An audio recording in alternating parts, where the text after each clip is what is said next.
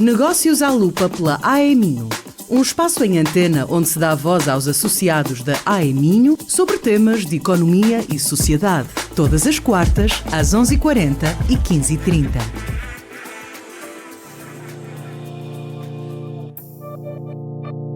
Olá, sejam muito bem-vindos ao Negócios à Lupa pela AEMinho. Em fevereiro, neste espaço, vamos falar de competitividade. Junta-se a mim no programa de hoje, Ramiro Brito, Presidente da Associação Empresarial do Minho. Ramiro, uma vez mais, seja muito bem-vindo a este podcast. Começo por perguntar quais são os principais desafios enfrentados pelas empresas na região do Minho no que diz respeito à competitividade. Olá, é bom estar de volta. Ora bem, os desafios são muitos, até porque nós neste momento temos desde logo um fator de incerteza significativo com a situação geopolítica, nomeadamente com os Estados Unidos. Pode parecer que não tem uma relação direta com a competitividade, e não tem, mas tem uma relação indireta porque está relacionada com aquilo que vão ser as opções estratégicas das empresas. Nós, em relação à competitividade, temos um fator no Minho idêntico àquilo que temos no país e que tem a ver com a nossa produtividade, com a nossa capacidade de produzir de forma eficiente, rápida, on time, para estarmos no mercado e conseguirmos ser competitivos. Nós somos um país pequeno e, portanto, também estamos condicionados na nossa competitividade pelas nossas opções estratégicas, nomeadamente pelos caminhos que o próprio governo pode abrir na economia. Se nós tentarmos ser competitivos ou tentarmos competir em mercados de grande escala, provavelmente vamos ter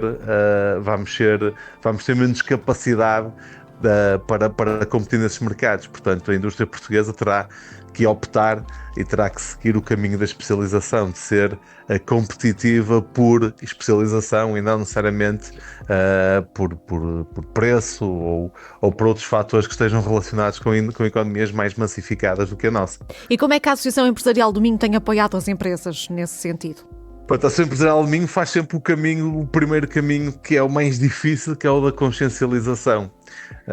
De termos esta ideia de que de facto temos que conseguir criar uma consciência coletiva nas empresas, nos empresários do Minho, para que façam opções de investimentos em áreas onde possamos ser de facto diferentes e diferenciados pelo valor. Temos também estado atentos e tentado exercer alguma influência naquilo que são as próprias opções governativas. Isto porquê? Porque, como sabemos, o impacto e a influência que as opções estratégicas do governo têm na economia são substanciais e são muitas vezes subestimados. Apesar de nós acharmos que o governo não deve ter uma intervenção direta na economia, ele tem sempre o papel orientador e encaminhador para aquilo que são as grandes opções estratégicas. E, portanto, também temos feito esse trabalho de tentar criar uma dinâmica na região, nos empresários, que possa conduzir a uma maior especialização da nossa economia e da nossa indústria, para que possamos ser competitivos nesse mercado que nos é mais favorável do que os mercados massificados. Ramiro, nos dias de hoje falamos muito de inovação, de digitalização. Como é que as empresas podem aproveitar estas tendências? E pergunto também se existem setores que, na sua opinião, têm maior facilidade em inovar do que outros. Normalmente nós tendemos a achar que os setores tecnológicos são mais propensos a inovar, o que não é necessariamente verdade. Nós temos no rol de associados da AEMinho imensos associados de indústrias como a indústria têxtil ou até como a construção, a metalomecânica, que conseguem ter no seu processo produtivo o fator inovação como um fator central e um fator de redefinição das suas próprias indústrias. Eu diria que as empresas têm que olhar para a inovação não como um departamento, mas como um processo que esteja imbuído e que esteja embebido no processo produtivo da própria empresa. Porque lá está, se nós falamos de uma economia especializada, se falamos de uma indústria especializada, a inovação não é apenas um add-on, é o caminho, é o centro daquilo que pode ser o desenvolvimento das das próprias empresas. Existem uma série de ferramentas e de apoios do Estado e da União Europeia que eu acho importantes, mas honestamente eu diria que o mais importante é a própria consciência dos empresários e é a capacidade que nós temos como empresários nas nossas organizações tornarmos a inovação uma parte fundamental e integrante do processo produtivo e não apenas um departamento. Há muitas indústrias e muitos empresários que pensam que a inovação é ter um departamento criativo que está a inventar coisas permanentemente, e não é. A inovação está relacionada, como dizia, com a digitalização, por exemplo, está relacionada com o próprio processo produtivo. Inovar um processo numa cadeia de produção é inovação e pode ter impacto no produto final ou pode ter impacto na nossa capacidade de interessar o mercado. E, portanto, nós temos que olhar para a inovação com esta visão mais holística e menos como é que é de explicar? E menos secundária. Ou seja, dar-lhe um papel central no processo produtivo das empresas. Nós tentamos criar essa consciência, existem incentivos, eu acho que os incentivos à inovação em Portugal são poucos, mas mais do que poucos são mal orientados. Precisamente porque nós tendemos, e os políticos tendem a orientar os seus programas para aquilo que lhes parece mais vantajoso do ponto de vista eleitoral e da percepção pública. E perde-se um bocado na ação política aquele papel estratégico e orientador para criar novas tendências e novas visões, por acharem que não tem grande rentabilidade eleitoral. E portanto nós temos alguns processos, temos alguns incentivos, e acho que eles são pouco estruturados, acima de tudo são muito pouco estruturados, são muito dispersos, e se calhar até estão um bocado ultrapassados. Devíamos repensar isto de uma forma mais holística, mais enquadrada com aquilo que vão ser as necessidades. Algo que tem também impacto nesta competitividade é a qualificação dos recursos humanos. Que papel é que a formação pode desempenhar na competitividade? Em qualquer país, em qualquer economia, a formação é essencial. No nosso país, mais essencial é. A AEMIN até tem trazido bastante esse tema a debate. Tivemos há pouco tempo um Conselho Geral onde reunimos o Sr. Ministro da Educação com o Tim Vieira, com o Pedro Santa Clara, ou seja, com pessoas que estão a ter a coragem de pensar a educação fora da caixa e de rasgar os paradigmas daquilo que é o sistema educativo tradicional.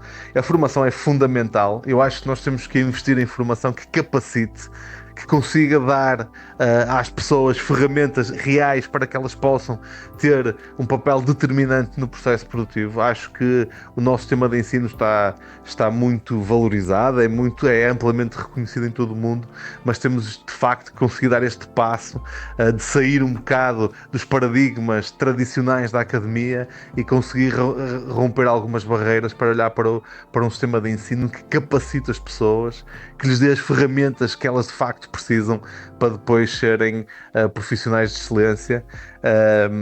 E pronto, e com isto, neste processo, eu não estou a isolar a academia, estou a dizer que as empresas têm um papel muito importante nisso. Nós temos que ser agentes ativos, temos que nos aproximar das academias, temos que nos aproximar do sistema de ensino, temos que fazer parte dele, de forma a que a formação e a entrada no mercado de trabalho seja quase um processo contínuo e não dois momentos completamente separados que às vezes parece que nem sequer têm uma relação, como temos hoje em dia em Portugal. E Ramiro, para terminar, embora já tenha falado um bocadinho destas tendências, perguntava-lhe precisamente que tendências emergentes é que podem impactar a competitividade das empresas no Minho e também no país. E eu diria que os caminhos, aquilo que se tem falado subejamente da transição digital, da consciência ecológica, da capacidade ou da consciência ambiental, da sustentabilidade, são lugares comuns, mas que fazem sentido ainda hoje. Mas acho que nós temos de facto que olhar para o futuro com esta noção de que nós temos que nos distinguir pela excelência e que temos de facto que lutar no campeonato de quem procura produtos ou serviços diferenciados e deixar para os mercados que são massificados aqueles produtos que serão tipicamente de mercados massificados. Acho que os empresários portugueses e os empresários minhotos não são exceção, como são o exemplo disso. São empresários arrojados que não têm problemas em arriscar, em sair da sua zona de conforto e rasgar novos horizontes. E portanto acho que de facto temos que seguir esta tendência que o Minho vem demonstrando há já algum tempo, de conseguir criar, muitas vezes recriar indústrias, redimensioná-las, reposicioná-las e alinhá-las mais com aquilo que é estratégico para o país. Deixe-me dizer-lhe só como nota final, que me disse uma coisa muito importante: Portugal continua sem uma estratégia e nós precisamos de facto de ter uma estratégia nacional que seja pensada e que seja orientada por aquilo que de facto interessa ao país e não ao sabor das eleições autárquicas, presidenciais ou legislativas. É de facto algo que nós temos que fazer, ter aqui uma estratégia, porque ela também é ditadora e criadora de tendências.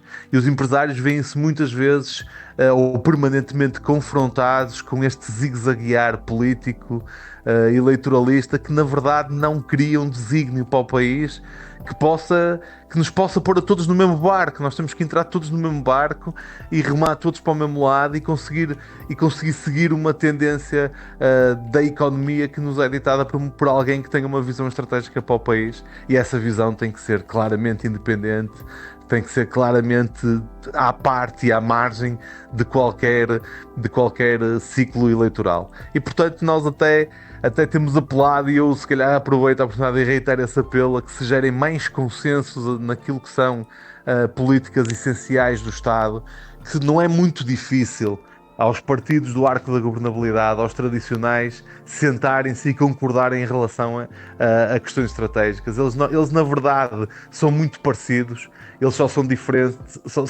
muitas vezes só se distinguem por oportunismo político e não propriamente por ideologia. E portanto acho que era muito importante nós criarmos esta matriz e as pessoas saberem, e os empresários saberem, e o mundo saber que Portugal, seja do PSD, seja do PS, tem uma estratégia inequívoca de investir em determinadas áreas, de seguir determinados rumos, e esses serão imunes a qualquer circunstância política ou eleitoral. Muito bem, Ramiro, muito obrigada por mais uma vez se juntar ao podcast Negócios à Lupa. Muito obrigada. Vamos agora à agenda da AE Minho para o mês de fevereiro. No dia 11 há Speed Talks sobre soluções de automação e robótica, numa sessão online que tem início às 11h30 da manhã. No dia seguinte, às 8h30, decorre o Executive Breakfast na Deloitte, em Braga. O momento servirá para se discutir sobre a competitividade fiscal das empresas como fator de desenvolvimento. A iniciativa repete no dia 27 de fevereiro, mas sobre o tema Rumo ao Futuro, a arte de uma sucessão familiar com êxito. Fica por aqui mais um Negócios à Lupa pela AE Minho. Pode ouvir este e outros episódios em podcast em rumo.pt. Volto na próxima quarta-feira com mais uma conversa sobre competitividade. Negócios à Lupa pela AE Minho. Saiba mais em ae-minho.pt e acompanhe a atualidade através das redes sociais em facebook.com/Associação Empresarial do Minho e no LinkedIn AE Minho.